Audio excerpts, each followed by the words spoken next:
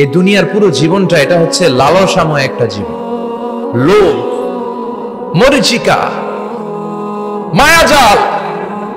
এই মায়াজালে আমরা আটকে আছি, ফলে মৃত্যুর কথা আমরা ভুলে গিয়েছি। পাগলের মতো ছুটছি, আরো টাকা লাগবে, আরো খ্যাতি লাগবে, আরো যশ লাগবে, আরো দাপট লাগবে। আমার এত টাকা দিয়ে কি হবে, এত সম্পদ দিয়ে কি হবে, এত ব্যস্ততা দিয়ে কি হবে তোমার? স্টপ, থামুন, অনেক হয়েছে, আন্না থামুন। Take a rest, take a breath and think about death. Think that you have to go back to your Lord. একটু বসেন না, একটু ভাবেন যে আমাকে চলে যেতে হবে, চলে যেতে হবে। এই কোলাহল, এই ব্যস্ততা, এগুলো থাকবে, থাকবো না আমি। সাইয়েদনা ওমর ফারুক বলেছেন, মুতু ক্বাবলা আন তামুতু, মরার আগে একবার মরো। হাসিবু ক্বাবলা আন তুহাসাবু আলাইকুম, তোমার হিসাব নেওয়ার আগে তুমি একবার নিজের হিসাবটা করো না। কাগজ বের করে একটু লিখো না কি কি ভালো কাজ করছিলা, যেগুলো দিয়ে নাজাতের ওসিলা হতে পারে, 1 2 3, আর কি কি আকাম কুকাম করছো দেখো না, লিখে দেখো তোমার অবস্থাটা কি। মরার আগে একবার মরো। মরার আগে খাটের মধ্যে শুয়ে শটান করে চোখ বন্ধ করে একবার মরার ভান করে দেখেন কেমন লাগে। চোখটা বন্ধ করেন আর ভাবেন আপনি নাই, কি কি হতে পারে ভাবেন। আপনার ছেলেমেয়েরা কান্না জুড়ে দিবে, আপনার প্রাণের স্ত্রী বিলাপ শুরু করে দিবে, বন্ধু বান্ধবের চিৎকার আর মাতম, স্থানীয় এলাকার মসজিদে ঘোষণা, অমুক এলাকার নিবাসী অমুক ভাই, অমুকের ছেলে অমুক দুনিয়ায় নাই। সব আত্মীয়রা চলে আসবে, ফেসবুকে স্ট্যাটাস দেয়া হবে, সবাই সবাইকে জানাবে বিকাল 4টায় অমুক হাই স্কুল ময়দানে আপনার জানাজা। ছুটে আসবে, সবাই ছুটে আসবে আপনাকে শেষ বিদায় দিতে, গুড বাই জানানোর জন্য, আল ওয়াদা, বিদায় জানাতে আসবে সবাই। 4 তাকবীর দিয়ে আপনার জানাজা হবে, অশ্রুসিক্ত জানাজায় আপনার বিদায় হবে। কাঠের খাটিয়ার মধ্যে করে কাঁধে তুলে আপনার কবরে নেওয়া হবে, আগে থেকে খুঁড়ে রাখা কবরটার মধ্যে আপনারে বিছিয়ে দেয়া হবে, বাঁশের কচি দিয়ে তার উপরে মাটির চাপা দিয়ে সব চলে যাবে। ভাবেন না একবার চোখ বন্ধ করে, this is the circle of life, this is the nature of life. এটা সবার হবে, আমার হবে, আপনার হবে। এত মায়া, এত ভালোবাসা কই যাবে? কেউ থাকবে না, সবাই আপনার অন্ধকার কবরে রেখে দিয়ে চলে আসবে। উপরে বাঁশের কঞ্চি, তার উপরে মাটির চাপা, অন্ধকার আর অন্ধকার। এই অন্ধকার যেন শেষ হতে চায় না, শুধুই অন্ধকার, ঠিক কিনা? এজন্য আমাদের চলে যেতে হবে। দাদা গেল, চাচা গেল, মামা গেল, আমাদেরকেও যেতে হবে, জোরে কোন ঠিক কিনা? একদিন মাটির ভেতরে হবে ঘরে মন আমার, কেন বন্ধ দালান ঘর, প্রাণ পাখি উড়ে যাবে পিঞ্জর ছেড়ে,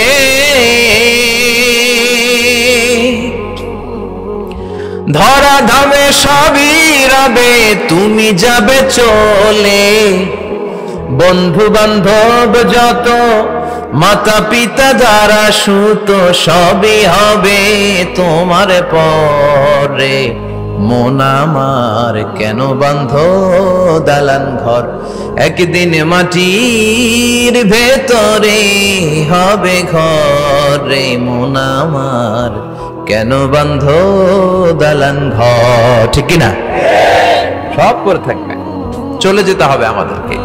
এজন্য আখিরাতের কথা যেন আমাদের স্মরণ হয়। বিষ্ণুই বলতেন, নাহাইতুকুম আন জিয়ারাতিল কুবুর, আমি তোমাদেরকে কবর জিয়ারত করতে আগে নিষেধ করতাম, কিন্তু এখন নিষেধাজ্ঞা প্রত্যাহার করে নিলাম। এখন সব সময় তোমরা কবরের সামনে যাবা আর জিয়ারত করবা। কবরস্থানে জানতো বড়ুয়া কৃষ্ণপুরের এই গ্রামের কবরস্থান আছে কোন দিকে? পূর্ব দিকে আছে, গোখরার জলের ওদিকে। যান আপনারা, একটু যাবেন, একটু গেলে আখিরাতের কথাটা স্মরণ হবে।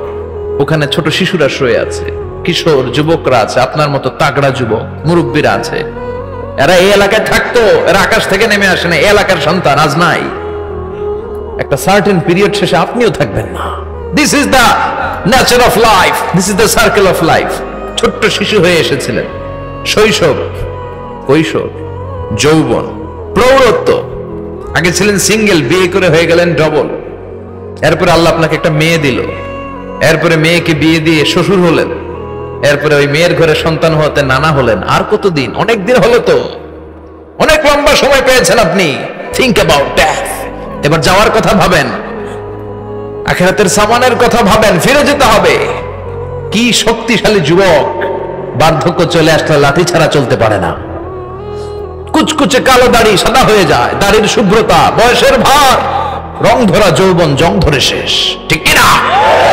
This is the circle of life. যুবক ভাইরা, এটাই জীবন, চলে যেতে হবে, কেউ থাকতে পারবে না, ঠিক কিনা? এটা রিমাইন্ডার আল্লাহ এই সূরার ভিতরে দিয়েছেন যে তোমাদেরকে ফিরে যেতে হবে, এই লোভ লালসা ছেড়ে দাও। রব্বুল আলামিন বলেন, আলহাকুমুত তাকাসুর হাত্তা যুরতুমুল মাকাবির। ও গোলাম, দুনিয়ার সম্পদ, লোভ লালসা তোদেরকে পাগল বানিয়ে দিয়েছে। এই লোভ পাগলামি কোনোদিন তোদের থামবে না যতদিন না তোরা কবরে ঢুকবি, ঠিক কিনা? কার কথা? আল্লাহ বললেন, দুনিয়ার সম্পদ আর লোভ আর মোহে তোমরা গাফেল হয়ে গিয়েছো। আখিরাতের কথা বেমালুম তোমরা ভুলে গিয়েছো, কিন্তু আখিরাতে তোমাদের যেতেই হবে, কবরের বাড়িতে তোমাদের ঢুকতেই হবে, ঠিক কিনা? যেতেই হবে, আমরা ভুলে যাই। আলহাকুমুত তাকাসুর, অতিরিক্ত পাওয়ার লোভ, বেশি বেশি খাওয়ার লোভ, বেশি বেশি জমানোর লোভ মানুষকে গাফেল বানিয়ে দিয়েছে। এটা মানুষের স্বভাব, আরো চাই আরো চাই, এই স্বভাবটা আছে না নাই? দেখবেন ছোট বাচ্চারা মসজিদের দোয়া অনুষ্ঠান শেষে জিলাপি দেয় না? বড় কৃষ্ণপুর কি দেয়? আগে বাতাসা দিত না, এখন কি দেয়? জিলাপি দেয়, মিষ্টি দেয়। তো মসজিদের 2-3 গেট থেকে যদি দেয়, ছোট বাচ্চারা দেখবেন এদিক দিয়ে কয়েকটা নিয়ে আবার ওই গেটে লাইন ধরে। ওর হাত হলো ছোট হাত, ওর হাত ভর্তি জিলাপি, আর নেওয়ার জায়গা না, এরপর আরেক জায়গায় লাইন ধরছে, আরো লাগবে আরো লাগবে, এই আরো আরো আরো চাই। এই স্বভাবটাই মানুষকে কুড়ে কুড়ে শেষ করে দিয়েছে। এত লাগবে কেন তোমার? চাহিদার কোনো শেষ নাই, unlimited demand of human being. যার আছে বেশি তার চাই বেশি, যার সাইকেল আছে তার হুন্ডা চাই, হুন্ডা আছে তো প্রাইভেট কার চাই, প্রাইভেট কার আছে তো প্লেন চাই, প্লেন আছে তো হেলিকপ্টার চাই, হেলিকপ্টার আছে তো ওইটা চাই, ওইটা আছে তো সেটা চাই, ঠিক কিনা? এলাকার মেম্বার যে হয়েছে চেয়ারম্যান হতে চায়, আছে না নাই? চেয়ারম্যান সাহেব এমপি হতে চায়, আছে না নাই? এমপি সাহেব মন্ত্রী হতে চায়, আছে না নাই?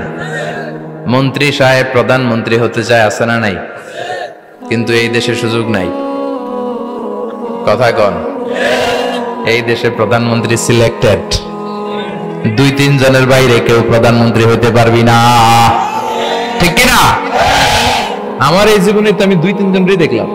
বেগম খালেদা জিয়া, মাননীয় প্রধানমন্ত্রী শেখ হাসিনার ছোট্টবেলা দেখেছি এরশাদকে, আমরা তখন ছোট। তো মানুষের চাহিদার কোনো শেষ নাই, যার আছে বেশি তার চাই বেশি। এজন্য বিষ্ণু বলেছেন, উনজুরু ইলা মান হুয়া আসফালা মিন, তোমার চেয়ে যে খারাপ আছে ওর দিকে তাকাও। ওয়ালা তানজুর মান হুয়া আ'লা মিন, তোমার চেয়ে যে ভালো আছে ওর দিকে তাকাও না, তোমার চেয়ে যে খারাপ অবস্থানে আছে ওর দিকে তাকাও। অনেকে নিজের অবস্থান নিয়ে সুখী না, এরকম আছে না নাই? আল্লাহ আমার এটা দিল না রে, ওইটা দিল না রে, পাইলাম না রে, কিচ্ছু হয় না, কি করব জীবনে, হতাশ। আসলে আছে কিন্তু অনেক, কিন্তু শুকরিয়া নাই, ডাকাত, ঠিক কিনা? নিজের অবস্থান নিয়ে সুখী না, কিন্তু অনেক লোক আছে তারা আপনার অবস্থানে পৌঁছতে চায়। তাদের দিকে তাকিয়ে দেখেন, আপনি যে অবস্থানে আছেন এই অবস্থানে পৌঁছাটা অনেকের কাছে স্বপ্ন। তারা প্রতিনিয়ত সংগ্রাম আর স্ট্রাগল করে যাচ্ছে আপনার অবস্থানে পৌঁছতে, আর আপনি এটা নিয়ে সন্তুষ্ট না। শেখ সাদির নাম শুনেছেন? বালাগাল উলা কাশাফাদ দুজা, এই কবিতাটা রচয়িতা, ইরানের বিখ্যাত এক কবি। উনি একবার আর্থিক সমস্যার মধ্যে দিয়ে সময় কাটাচ্ছেন, টাকা নাই, পয়সা নাই, পায়ে দেওয়ার মতো জুতা নাই। উনি খুব দুঃখ পেলেন, হায় রে, আমি ইরানের এত বড় কবি, আমার পায়ে দেওয়ার মতো জুতা নাই। দুঃখ ভরা মন নিয়ে রাস্তায় হাঁটতে বেরোলেন। হাঁটতে হাঁটতে হঠাৎ দেখলেন একটা লোক শুয়ে শুয়ে কাঁদছে, ওই লোকটার 2টা পাই নাই, পাই নাই। উনি সেজদায় পড়ে গেলেন, আল্লাহর কাছে ক্ষমা চাইলেন, আল্লাহ অনেক দিয়েছো, শুকর আলহামদুলিল্লাহ। এজন্য যেই পরিস্থিতিতেই থাকি না কেন আমরা কি পড়ব? জোরে বলেন, কি পড়ব? এজন্য আল কানাতু মিনাল ইসলাম, অল্পে তুষ্ট থাকার নাম হলো ইসলাম। সম্পদ লাগবে কিন্তু সম্পদের পাহাড় লাগবে না, ঠিক কি না? অল্প খান, অল্প পড়েন, অল্প জামান, অল্পের ভেতরে বরকত ঢুকায়া দিছে কে? দেখবেন যাদের সম্পদ অল্প তারা সুখী বেশি। জরিপে এটা দেখা গিয়েছে, অনেক সার্ভেতে এটা এসেছে, যারা সম্পদশালী এরা দুঃখী বেশি। এদের দুঃখ বেশি, টেনশন বেশি, খুব স্বাভাবিক। টাকা যার বেশি, রোগ তার বেশি। টাকা যার বেশি, টেনশন তার বেশি। টাকা যার বেশি, ঘরে শান্তি তার কম। আছে না নাই? ঘরের ভেতরে অশান্তি, ছেলে কথা শোনে না, ছেলে টানে গাঞ্জা, মেয়ে করে পরকিয়া। আছে না নাই? স্ত্রী কথা শুনে না, ভালোবাসা নাই, ঘরটা জাহান্নামের টুকরা। রোগ বালাই, এক একটা হসপিটাল বিল পরিশোধ করতে মাসে 5 লাখ 10 লাখ। আছে না নাই? কিছু খেতে পারে না, ডাক্তার একেবারে ডায়েট মেনু বেঁধে দিয়েছে।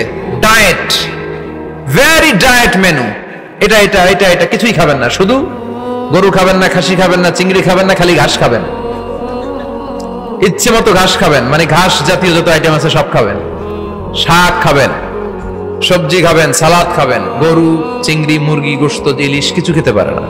তাহলে রোগ বেশি, খাওয়ার মজা নাই, ঘরে সাংসারিক শান্তি নাই, খালি ব্যারাম আর ব্যারাম। ঠিক কিনা? কিন্তু সম্পদের পাহাড় ঘটেছে। আর অল্প যারা খায়, অল্প পড়ে, রিক্সাওয়ালা, কুলিওয়ালা, অল্প বেতনের চাকরি, কিন্তু হক হালালি মেনে চলে, দেখবেন শান্তি আছে অনেক। হ্যাঁ, বাসা ভাড়া দেয়, ফ্যামিলি চালায়, বাচ্চাদের স্কুল বিল, এরপরও মাস শেষে 1-2 হাজার টাকা হাতে থেকে যায়। আর ওর প্রতি মাসে 10 কোটি টাকা ইনকাম, তারপরও ব্যাংকের ঋণ আছে না নাই? সুখ কারে বলে? কিভাবে আপনি সুখকে ডিফাইন করবেন? সুখ তো টাকায় কিনা যায় না। শান্তি টাকা দিয়ে হয় না, শান্তি দেওয়ার মালিক কে? শান্তি আছে অল্প খেয়ে শুকর করার মধ্যে, শান্তি আছে আলহামদুলিল্লাহর মধ্যে। চিল্লায় বলেন ঠিক কিনা? এজন্য অল্প খাবো, অল্প পড়বো, অল্প জামাবো। অল্পের ভেতরে বরকত দিয়েছে কে? দেখেন, ধনী ভাইরা খেতে পারে না, কিন্তু রিকশালার কি সমস্যা হয়? রিকশালারা সব খেতে পারে। কুলিওয়ালা, দিন মজুর, এরা একেবারে স্লিম, সুঠাম দেহি, মেদহীন পেট, পেটে কোনো মেদ নাই, ভুড়ি নাই। আর কোটিপতিদের মেদ আছে না নাই? এত বড় বড় পেট। ঠিক কিনা? আমাদেরও পেট আছে, তবে হালাল পেট। এটা হারাম টাকা দিয়ে এই ভুড়ি বানাই নাই আমরা। ছেলে বলেন ঠিক কিনা? রিকশাওয়ালা, কুলিওয়ালা নিজেও নামাজ পড়ে, বউও নামাজ পড়ে, বাচ্চাটাও নামাজ পড়ে, রিকশা চালায় আর জিকির করে লা ইলাহা